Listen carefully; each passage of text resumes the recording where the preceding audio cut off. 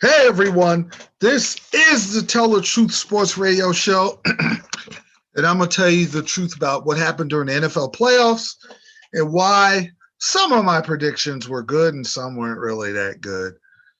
Okay, I was 500 in predictions, so let's get right to the games. Let's get to the one I was wrong. The game that just ended, the Saints and the Buccaneers. The NBA is a miss or make league. The NFL is a miss or make league too. You miss opportunities, you miss catches, you drop interceptions, you miss opportunities when backup quarterbacks are in the game, and you can't stop them at the end of the game. You're going to get beat. You're going to go home. You're going to live in the world of regret, and the Saints are orbiting in the world of regret. Let's see how they lost. Damian Harris had two punt returns. One that could have been a touchdown, but he tripped, ended up 3 points. The other one should have been a touchdown that was called back, and they ended up getting 3 points out of that. And it was only 6-0, where it should have been 14-0. You give Tampa the mindset, oh no, here we go again. Oh shoot, we're down 14-0. We lost this team twice. We're in trouble, but no. That allowed Brady to settle down, drive down the field, get a field goal, which is important. And that was really big. It settled the Tampa down. But in Tampa, and what happened is Drew Brees, who had a bad game, throws a bad interception. Sean Murphy Bunting takes it all the way to the 3, and they get a touchdown to Evans, 3-yard touchdown, 10-6. And this was the best play that the Saints had, was a double reverse where Jameis Winston throws a touchdown pass off a double reverse to Tequan Smith, who had a good game, 13-10, and it's a defensive struggle from there to the end of the half. Tampa does get a good drive where they drive in and they get a field goal. Third quarter, the Saints, just the one time Breeze really put it together. It was a 6-play, 85-yard drive that ended up a touchdown for the Saints. 10-play, I'm sorry. Taquan Smith made a great touchdown catch. And now they stopped Tampa. And they've been stopping Tampa. Now they've really gotten Tampa. They're taking away Brady's rhythm. They get the ball back. This is the biggest play of the game. This is what ended the Saints season, basically. Drew Brees passed the ball to Jared Cook.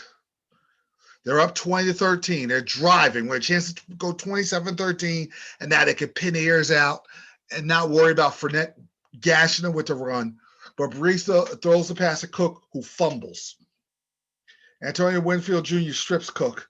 It's a fumble. Tampa recovers. And you know what's going to happen. You know Brady's going down the field at a short field at the 45-yard line. And they ended up, Brady throws the ball to Fournette, 6-yard touchdown, 20-20. And that was it for Breeze. They didn't do a thing after that. It was a bunch of 3-and-outs. Kamara, they slowed down. Devin White had the game of his life. He was great. But now it's 20-20. No, I'm sorry. It's Tampa does get the opportunity to go down the field, and they do get a drive going because Fournette was running the ball well, and Brady threw. There were some great third down plays that were amazing. Tyler Johnson diving catch, and then another third down where Brady threw a nice pass bomb to Scotty Miller that got them in New Orleans territory. New Orleans stiffened, settled for a field goal. Now, Tampa knows that Drew Brees cannot get the ball down the field. So they're flooding the zone. They're daring him to throw the ball deep, and he threw a flooded ball down the field intended for Alvin Kamara. Alvin Kamara is running deep, so there's a miscommunication. Devon White intercepts the ball, takes it 28 yards, and then, of course, Brady smells blood. They move down the field, and he scores on a 1-yard run. And then for good measure, Breeze throws another interception, and that's a wrap. And then they run the clock out, and that's it. And this is my recap here. it's time. It's time for Drew Brees to retire. He said he's going to retire, and that's a wrap. Obviously, Brady still has some left, and he's going to Green Bay. And I'm gonna tell you why he's going to Green Bay. They slowed down Kamara, Taysom Hill, and Darian Harris being hurt them badly, very badly. Devontae Harris getting hurt, Taysom Hill not playing. I thought that was going to be a big part of the game. That's why I picked New Orleans in the close game. Him not playing cost the Saints because it took away the dynamics of what he can do as far as passing and running, and it helped them cover their receivers. And the secondary of the Buccaneers was fantastic. And Brady did what he had to do.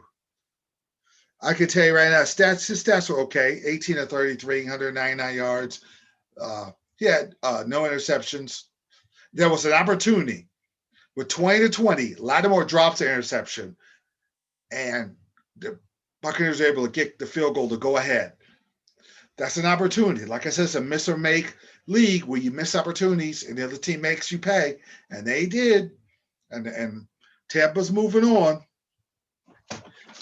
Now, the other game that was very, very good, because it was this week, yesterday's game was great, but today's games were really good, was Kansas City and Cleveland. Now, everything was going the way I thought it was going to go, where Kansas City came out smoking. And they took a 16 to, they came out and Mahomes was good. They score, and they ended up missing the extra point.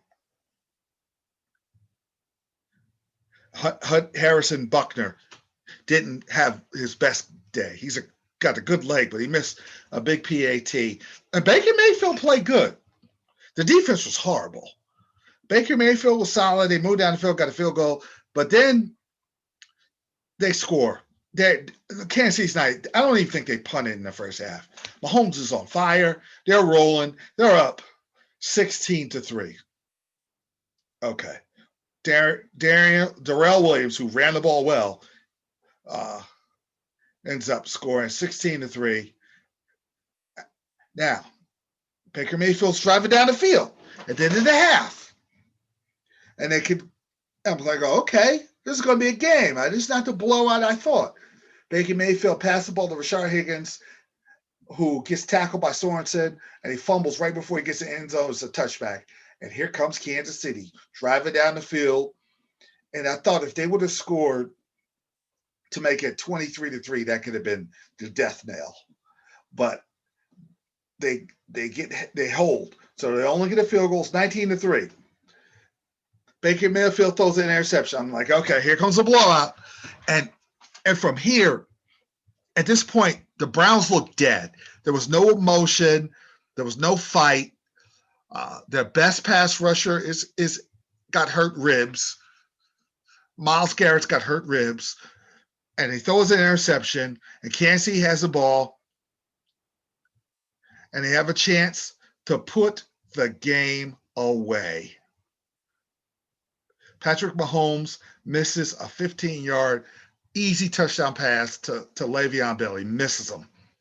Harrison Buckner changes the entire complexion of this football game by missing a kick.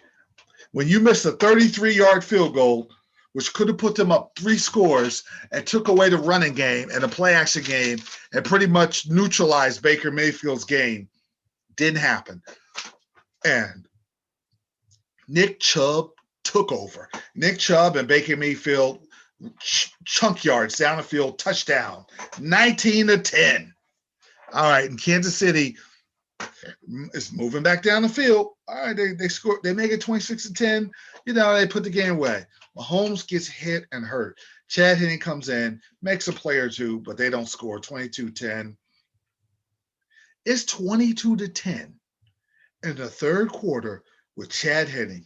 This is the opportunity for the Browns to win this game. You have Chad Henne in. You got momentum. You're running it down the throat. And here comes from the third to the fourth quarter, a 75-yard, 16 play, 75-yard power, punishing, physical running. And this is one of the best. This is something I did learn. The Browns have one of the best offensive lines because Mayfield was kind of clean for the most part. They score. Uh-oh. We got a game now. It's 22-17. And now Kansas City is driving with Chad Henne. What in the what? The Browns defense was bad all game. They were in a passive zone in the first half. They were kind of coming after him in the second half, but they couldn't get to Henne. Henne makes a big pass on 3rd and 5 to Travis Kelce. So, but then there's a big penalty. Chad Henne throws this bad interception like a punt in the end zone. And Carl Joseph intercepts it. It's 8 minutes left. And the Browns have the ball. Okay, you got to win this game. Come on now. You got to win this game. Baker Mayfield is driving, but then the drive stalls. And Jones who played a terrific game, was able to get in and get some pressures on Baker Mayfield. They had to punt. All right. It's 4:19 left. And another thing, they wasted a timeout on a stupid challenge where Tyreek Hill made a catch. Then they wasted a timeout in that drive. So now you have one timeout with 4:19, but okay, it's Chad Henne. They let Chad Henne move the ball down the field and run the clock out, and the Browns lose. And this wasn't have been a bad loss of Mahomes. I'm like, okay, this team is their first playoff game in 18 years, and they've made progress, but this is why this was a bad loss. Yeah, Chad Henne's out there. You got an opportunity to really have a great year. Win, go to Buffalo, and you never know from here. Because you don't know how many opportunities you get in the NFL. You can say, oh, we're a young team, we'll be back. Look at the Niners. They're back, they're home. No, they're nowhere near contender status. They got to the Super Bowl. When you have the opportunity, you got to cash in. And I should have known that the Browns were going to have another agonizing, heartbreaking loss. That's who they are. Browns don't get blown out. The only time I saw them I didn't see it, but just historically got blown out was Unitas. This team blew them out. They almost beat the 72 Dolphins. They had the Raiders beat in 80, and Brian Sipe throws that bad interception. They could have won a game. The Bernie Kosar, who's their best quarterback they ever had.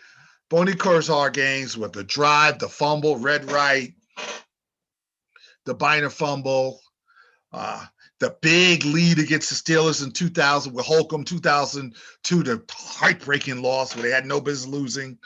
And today, where they could have won with a Baker Mayfield drive. They weren't able to get it done, and they lose. Now, of course, they can come back next year because they got a great offensive line. Baker's young. Baker kind of reminds me, I'm old school, of Brian Sipe. He's kind of a B-plus guy. He's terrific off of play action and rolling and bootleg with the weapons he has. He didn't have Odell screaming in his ear for the ball. He had really quality receivers. They got a great offensive line. The defense has to do better. I mean, you just did nothing. If they play any kind of defense, they're playing Buffalo right now. And speaking of Buffalo will play the Kansas City Chiefs. And Pat Mahomes was in concussion protocol. Is Pat Mahomes going to come back next week? Everything. If you're a Buffalo Bills fan, you're excited. The Buffalo Bills beat the Baltimore Ravens 17-3, and this was missed opportunities. 2 in a very low-scoring game. There were 2 missed field goals by Tucker. Tucker's one of the greatest, if not the greatest kicker to ever live. But their win in Buffalo was bad. I'm going to give them a pass. It was 2 bad missed field goals, but they hit the crossbar, and it was just almost impossible to make kicks. Their Buffalo kicker was able to make a kick, so it's 3-0. Tucker does finally barely make a kick to make it 3-3. And this is the thing with the Bills. They did what they had to do with a nice one. They had one good drive where Allen threw to Stephon Diggs. Stephon Diggs destroyed the secondary. A lot of times it wasn't Humphreys on Diggs, like I thought. They caught Diggs on their third best corners, or sometimes he would beat Peters. Sometimes he'd be his own, but they did what they had to do to go up 10-3. But then Baltimore had this beautiful, typical running Lamar Jackson, their running backs down the field type of drive. It's a 14-play drive. They get to the Buffalo 9-yard line. But what Lamar Jackson did, he went Mark Andrews, Mark Andrews, Mark Andrews. So Teron Johnson knew that at the goal line, in his zone. He caught Jackson looking at Mark Andrews, throws the ball, never saw him, pick six, game over, 16-3. And then Lamar Jackson gets hurt, and then that backup, he's able to do nothing. But Lamar Jackson still has to learn how to have more of a pocket presence. They run down your throat, but and what Leslie Frazier did with Buffalo, he shot, even though they're a smaller team, I thought Baltimore would run on, they shot through the gap. So they took those big gashing runs away from Baltimore. And Buffalo was able to move on and win the game because Allen was 23 of 37 and 206 yards, but Stephon Diggs was a hero. 8 receptions for 106 yards and a touchdown. He was the guy. Now, Tampa Bay, you're going to get Tom Brady versus Aaron Rodgers. And this is why you're going to get Aaron Rodgers. Because Green Bay came out smartly. They came out and took a 10-3 lead after Aaron Donald made a bad penalty where the Rams had momentum. It was 3-3, and they were going to get off the field. And right after that, Aaron Rodgers caught fire. It was a 1-yard touchdown pass to Devontae Adams, who had a good game. Aaron Rodgers comes down, gets another run, 16-3. They missed a field goal, which could have cost them. But Rams showed me some heart scoring. And then when it was 25-10, it was a missed opportunity by Green Bay for Aaron Rodgers had a chance to throw for a bomb. Lazard drops it 25. It could have been 32-10. That was game over. But the Rams show heart coming down, getting a drive, 25-18. The Rams have the ball in the fourth quarter, 25-18. Jared Goff on 2nd and 9 gets sacked by Clark. And now they're off schedule, and they never saw the light of day because they got stopped. And now the Rams have to stop Aaron Rodgers to get the ball back to try to tie score. Think about that. You're trying to stop Aaron. You gave Aaron Rodgers, first of all, you gave Aaron Rodgers extra downs by penalties. And then at the end of the half, I forgot to say this, when it was 16-10 and Green Bay was driving, with 29 seconds to drive down the field, 2 dropped interceptions that could have took away points. Dropped interceptions were the theme. Look at the Saints, look at the Rams. They dropped their interceptions. They're home now. But now the Rams need to stop. And Al Lazard makes up for the drop. Aaron Rodgers throws a 58-yard pass to Alan Lazard, 32-18. Game's over. We're going to get Brady versus Rodgers, and then you're going to get the up-and-coming Buffalo Bills, who everybody says is going to beat the Chiefs, versus the Chiefs, who I was saying Buffalo's not going to beat the Chiefs. But I got to know where Mahomes is. I got to see if he gets that concussion protocol. I don't foresee Chad Henne beating the Bills unless their defense comes up big. And the Chiefs' defense got pushed around by the Browns, but they came up big when they had to. And against the Niners, when they were down 10, they came up big when they had to. This is not the best defense in the world, but they come back and make stops when they have to. That's a sign of a champion. So I wouldn't sleep on them if Chad Henne plays because they'd be home. But Buffalo has a better opportunity. But Mahomes plays, Buffalo's not beating them. Buffalo can't run the ball. And Allen is still at times inaccurate because he'll throw the deep ball and miss. And in the playoffs, if you miss on third down, you don't get those plays back. Look at the Saints. Look at Breeze missing and throwing bad picks with an opportunity to put the game away or tie the game, and you don't get that back. So next week's going to be fascinating, but I got it. Before I do any more shells I got to know about Mahomes. When I know that, then I know where I'm going to go with my